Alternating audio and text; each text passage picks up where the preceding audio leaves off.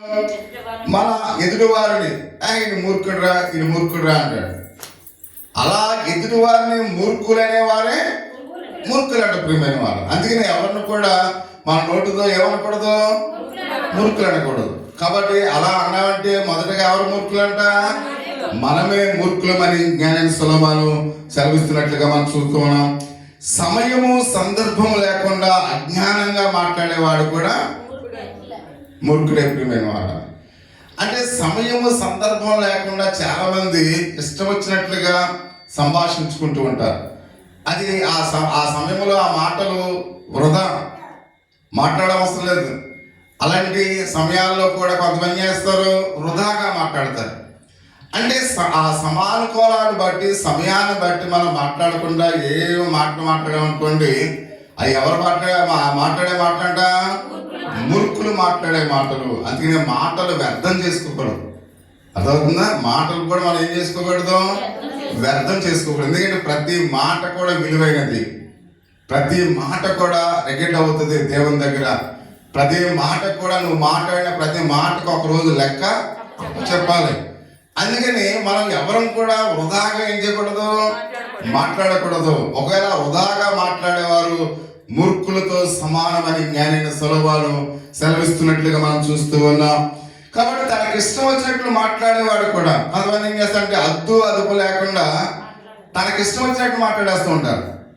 ఎందుకు మాట్లాడుతున్నారో వాళ్ళకి తెలియదు. అద్దు ఆపు లేకుండా మాట్లాడే వారు కూడా ఎవరంట? మూర్ఖులే ఆ విధంగా మాట్లాడతారు. అంత మాత్రమే కాకుండా ఆయన అంటూ ఉన్నాడు, ఇక్కడ అన్నాడు, తన దగ్గర జవాబు లేని అడ్డదిడ్డమైన ప్రశ్నలు ఇతరులతో వేసి వేధించేవాడు కూడా మూర్ఖుడండి. కొంతమంది చూడండి, ఆ వేసిన ప్రశ్నకు ఏముండదు, జవాబు ఉండదు. జవాబు లేని ప్రశ్నలు వేస్తే మనం విసుకుపోతాం. మనం వేసే ప్రతి ప్రశ్నకు కూడా జవాబు ఉండాలి. జవాబు లేని ప్రశ్నలు వేసి ఎదుటి వారిని ఏం చేస్తుంటారు, వేధిస్తూ ఉంటారు. ఆ వేధించే వారు ఎవరంట? మూర్ఖులు. అందుకని మనం ఏదైనా ఒక మాట చెబితే దానికి అర్థం తెలుసుండాలి, దానికి అర్థం ఉండాలి. అర్థం లేకుండా వ్యర్థమైన మాట్లాడితే మనం కూడా ఎవరంట? మూర్ఖులమై ఉన్నాము అనే విషయాన్ని పరిశుద్ధ దేవునికి లేఖన భాగంలో మనం చూస్తూ ఉన్నాం. తనతో సహాయం చేసేవాడిని చెడగొట్టేవాడు కూడా మూర్ఖుడంట. సామెతలు 13వ అధ్యాయము 20వ వచనములో జ్ఞాని సొలొమోను చెప్తూ ఉన్నాడు, తనతో సహవాసము చేయవానిని జ్ఞానము గల వాడగును, మూర్ఖుల సహవాసము చేయవాడు చెడుపు. అంటే మనతో ఎవరైతే సహవాసం చేస్తున్నారో వాళ్ళు ఏం చేస్తారంటే కొన్ని సందర్భాల్లో మనల్ని చెడగొడతారంట. కాబట్టి అటువంటి చెడగొట్టేవాడు కూడా ఎవరంట? మూర్ఖులే ఉన్నారు. అంతేనే మనతో సహవాసం చేసేవాడిని మనం ఎవరు కూడా వాళ్ళని ఏం చేయకూడదు, పాడు చేయకూడదు, చెడగొట్టకూడదు. ప్రియమైన వారు, వారికి మంచి మాటలే మనం చెప్పాలి. మన స్నేహితులకు, మన ఫ్రెండ్స్కి మంచి సలహాలు ఇవ్వాలి, మంచి విషయాలు చెప్పాలి. అంతేగాని మనం వారిని చెడగొట్టే మాటలు ఎవరు కూడా మాట్లాడకూడదనే విషయాన్ని పరిశుద్ధ గ్రంథంలో అయితే మనం చూస్తున్న ప్రియమైన వాళ్ళరా. అంత మాత్రమే కాకుండా అంటూ ఉన్నాడు దేవుని యొక్క వాక్య భాగంలో మనం గమనించినట్లయితే సామెతల గ్రంథము 1వ అధ్యాయం 7వ వచనంలో ఒకవేళ రాసుకొని కానీ చదవవసరం కానీ, జ్ఞానమును ఉపదేశమును తిరస్కరించేవాడు కూడా మూర్ఖుడు. కొన్ని సందర్భాల్లో మనం ఏం చేస్తుంటాం, జ్ఞానాన్ని తిరస్కరిస్తాం, ఉపదేశాన్ని తిరస్కరిస్తూ ఉంటాం. కాబట్టి ఎవరైతే జ్ఞానాన్ని ఉపదేశాన్ని తిరస్కరిస్తూ ఉన్నారో అట్టి వారు కూడా మూర్ఖులని సామెతల గ్రంథంలో మనం చూస్తూ ఉన్నాం. కాబట్టి సామెతల గ్రంథం 20వ అధ్యాయం 3వ వచనం అంటాడు, పోరును కోరువాడు కూడా మూర్ఖుడు. అంటే ఇక్కడ మనం చూస్తున్నాం పోరును అంటే ఎంతసేపు దెబ్బలాటుంటేనే కానీ కొంతమందికి తెల్లారదు ప్రియమైన వారు. ఇలాంటి ఆలోచనతో అవివేకులుగా ఉన్నవారి విషయంలో కూడా ప్రభు సెలవిస్తున్నాడు, ఎంతసేపు పోరు ఉండాలి. పోరు అంటే దెబ్బలాట ఉండాలి. కాబట్టి ఎలాంటి పోరున్న వాళ్ళు కూడా ఎవరంట? మూర్ఖులు అంట ప్రియమైన వాళ్ళు. అంటే మూర్ఖులు పోరును కోరుకుంటారంట. తెల్లాడితే వాళ్ళకి ఏం కావాలి? పోరు కావాలి. కాబట్టి అందుకని అలాంటి వారు కూడా మూర్ఖులని పరిశుద్ధ గ్రంథంలో సామెతల గ్రంథము 20వ అధ్యాయము 8వ వచనంలో మనం చూస్తూ ఉన్నాం. అలాగనే కొని తెచ్చుకునేవాడు కూడా మూర్ఖుడు అంట. కొన్ని సందర్భాల్లో అవివేకంగా ప్రవర్తిస్తూ ఉంటాం. మనము పెద్దవాళ్ళు చెప్పిన మాటలు వినకుండా కొన్ని సందర్భాల్లో మనం ఎలా ఉంటాం? అవివేకులుగా ఉంటాం. అవివేకులుగా ఉండి ప్రమాదాన్ని కొని తెచ్చుకుని ఆ సావులు కూడా కొని తెచ్చుకునే విధంగా మనం ఎవరు కూడా ఉండకూడదు. కాబట్టి అలాగ ఒకవేళ ఉంటే మనము ఎవరితో సమానం అంట? మూర్ఖులతో సమానమని 10వ అధ్యాయము 21వ వచనంలో మనం చూస్తూ ఉన్నాం. కాబట్టి ఇంకొక విషయానికి మనం గమనించినట్లయితే ఇతరులకు బానిసగు వాడు కూడా మూర్ఖుడు. సామెతల గ్రంథము 11వ అధ్యాయము 29వ వచనములో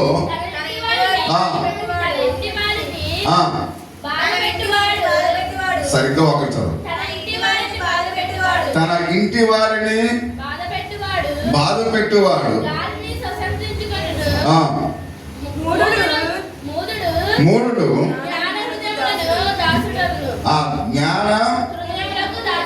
జ్ఞాన హృదయములకు దాసు. అంటే కొంతమంది ఇతరులకు బానిస అవుతుంటారంట.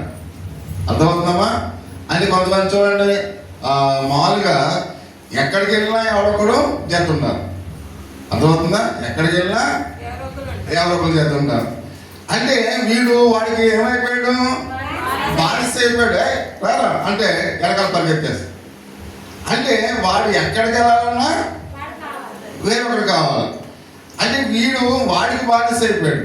మీకు అర్థమవుతుందా? అంటే ఇతరులు ఎక్కడ అంటున్నాడు? ఇతరులకు బానిసలు వాడు మూర్ఖుడు. అందుకని మనం అంటే పరిగెత్తి వెళ్ళిపోకూడదు, ఆలోచించాలి. అంటే మనం ఎక్కడికి వెళ్తున్నామని కొంతమంది జవాబు కూడా ప్రశ్న కూడా వేయరు. అరే ఎక్కడికి రమ్మన్నా అని అడగరు. ఇలా అంటే వెనకాల పరిగెత్తిపోతారు. కాబట్టి అందుకనే వాడికి ఏమైపోయాడు?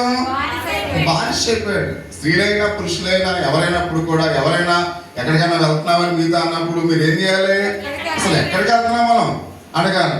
అంతేగాని ఎలా అంటే వెళ్ళిపోకూడదు. అలా వెళ్ళిపోతున్నామంటే మనం ఏమైపోయాం? వాళ్ళకి బానిసలం అయిపోయాం. అందుకని అలా బానిసత్వాన్ని కలిగిన వాడు మూర్ఖుడు అనే పరిశుద్ధ గ్రంథంలో అయితే మనం సెలవిస్తున్నట్లుగా మనం చూస్తాం. అందుకని ఎవరైనా స్త్రీ అయినా పురుషులైనా పిల్లలైనా ఎవరైనప్పుడు కూడా అయితే ఎక్కడికైనా ఎవరైనా పిలిస్తే మనం వెంటనే ఎందుకు మనం వెళ్తున్నామో కారణాన్ని తెలుసుకోవాలి ప్రియమైన వాళ్ళ. అందుకని అవివేకంగా వెళ్తే మనం కూడా బానిసలు అవుతామని మనం చూస్తూ ఉన్నాం. అక్కడ అన్నాడు, తన మార్గమే సరైనది అనుకున్నవాడు కూడా మూర్ఖుడే. కొంతమంది ఎలా ఉంటారంటే నేను వెళ్ళే దారే సరైనది, ఇదే మంచిది, నా ఆలోచనే మంచిది అనేవాడు తన వెళ్ళే మార్గాన్ని సరైన మార్గం అనుకున్నవాడు కూడా ఎవరట? మూర్ఖుడని ఇక్కడ మనం సామెతల గ్రంథము 12వ అధ్యాయం 15వ వచనం మనం చూస్తూ ఉన్నాం. అంత మాత్రమే కాకుండా అంటున్నాడు, అర్థము లేని ఆచార భక్తి వెంబడించేవాడు కూడా మూర్ఖుడు ప్రియమైన వాడు. మనం అర్థం లేని భక్తి కలిగి ఉండకూడదు. వినాలి, నా వైపు చూడాలి. చాలా మంది అర్థం లేని భక్తి ఉంటారు. కాబట్టి మనం ఏం చేస్తున్నాం, ఎక్కడికి వెళ్తున్నామో మన భక్తికి అర్థం అనేది ఉండదు.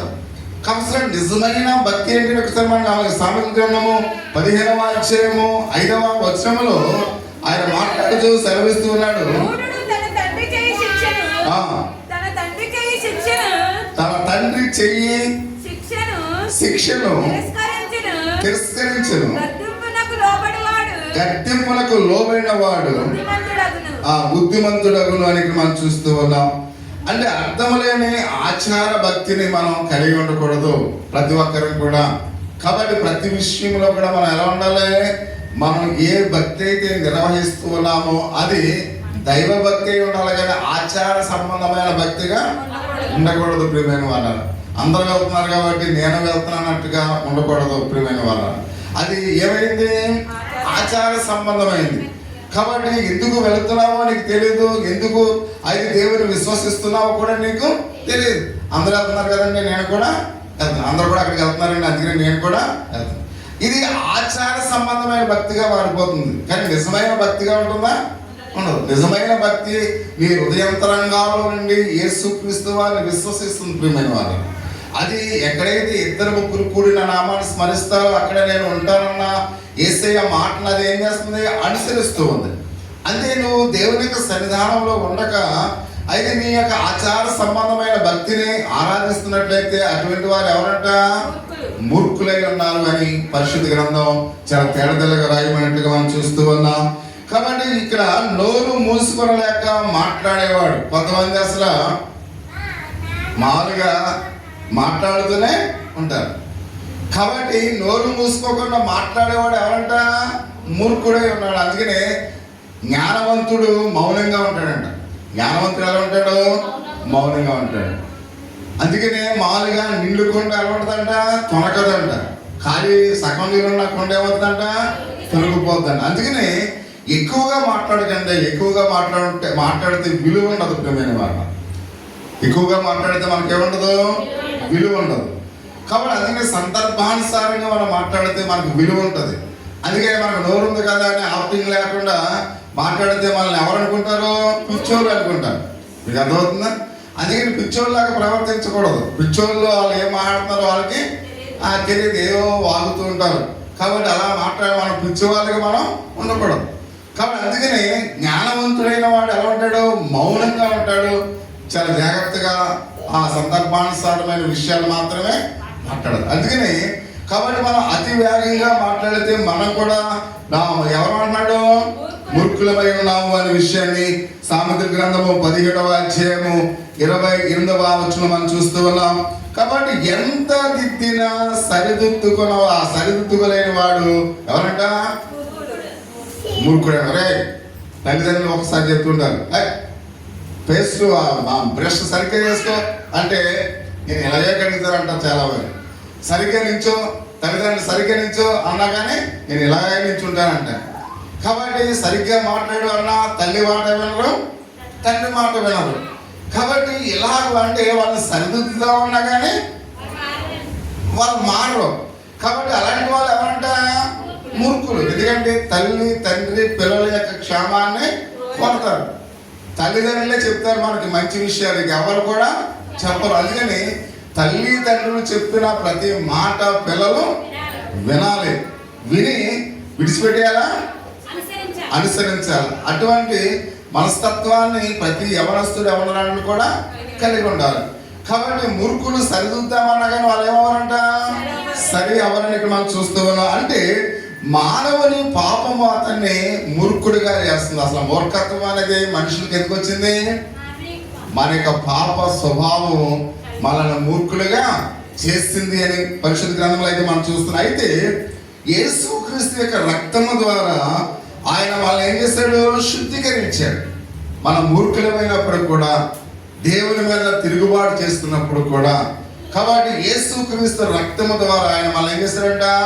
శుద్ధీకరించి మనల్ని పవిత్రులుగా, నిరపరాధులుగా, నిష్కలంకులుగా ఆయన చేసి, కాబట్టి అనంతమైన జ్ఞానాన్ని మనకిస్తూ మనల్ని దేవుని బిడ్డలుగా ఆయన ఉంచాడు. ప్రియమైన వాళ్ళ, నిజంగా మనం అందరం కూడా ఎవరో మూర్ఖులమై ఉన్నాం.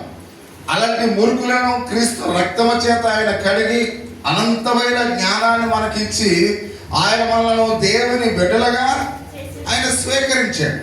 అందుకని ప్రతి విషయంలో కూడా కాబట్టి ఆయన మన దేవుని కుమారుడు కనుక దేవునికున్న సుగుణాలు మనకు ఉండాలి. ఎప్పుడైతే నువ్వు క్రైస్తవుడిగా మారుతూ ఉన్నావో, క్రైస్తవురాలుగా మారుతూ ఉన్నావో, కాబట్టి నువ్వు మారిన తర్వాత, క్రీస్తులోకి వచ్చిన తర్వాత నీ సుగుణాలు కూడా ఏమవ్వాలి? మారాలి. క్రీస్తుకు ఎటువంటి సుగుణాలు ఉన్నాయో నీకు కూడా అలాంటి సుగుణాలు కలిగి ఉండాలి. కాబట్టి ఇంకా మనం ముందు చెప్పుకున్నట్లుగా ఈ మూర్ఖులు చేసే పనులు, ఆ మూర్ఖత్వాన్ని కలిగజేసే పనులు మనం చేస్తామనుకోండి, మనము నామకార్థ క్రైస్తవులుగా ఉంటాం తప్ప నిజమైన క్రైస్తవులుగా మనము ఉండలేము. ప్రియమైన వాళ్ళు, అంటే నిజమైన క్రైస్తవులుగా ఉండాలంటే క్రైస్తవులుగా మారిన తర్వాత మన సుగుణాలు కూడా క్రీస్తుకు కలిగిన సుగుణాలు మనము కలిగి ఉండాలి. అప్పుడే మనం నిజమైన దేవుని యొక్క విశ్వాసులు. అందుకనే ప్రియ సహోదరి సహోదర, ఈ సుగుణాలు మనం ఎవరు కూడా సంశయించకుండా వాటిని మాని సమస్త కార్యాలు మనము చేయాలి. చేస్తేనే మనము దేవుని బిడ్డలుగా ఉంటాం, దేవుని యొక్క జనాంగముగా ఉంటాము అనే విషయానికి మనం చూస్తూ ఉన్నాం. అందుకని మీరు జీవవాక్యాన్ని చేతి పట్టుకొని లోకమందు జ్యోతులై కనపడాలని ఫిలిప్పీయులకు రాసిన పత్రిక